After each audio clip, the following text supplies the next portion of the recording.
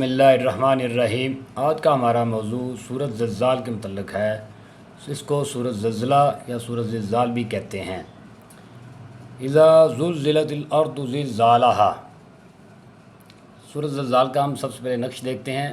اس کے کل اعداد 19,966 ہیں اور اس کا بلا کسر جو 4,984 اس کا جو عدد بنتا ہے، اس سے ہم نقش کو پور کریں گے۔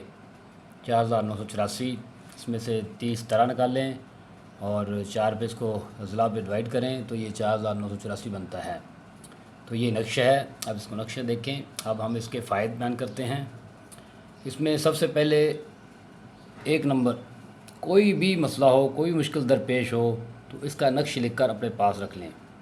نمبر 2، اس صورت کو 70 بار پڑھیں، کم از کم 70 بار پڑھیں، انشاءاللہ وہ مسئلہ حل ہو جائے گا۔ نمبر 3، فالج اور لکے کے مریض اس کو لوہے کی تختی یا پلیٹ پر کندہ کرا کے دیکھتے رہنے سے یہ مرض دور جلد ہو جاتا ہے۔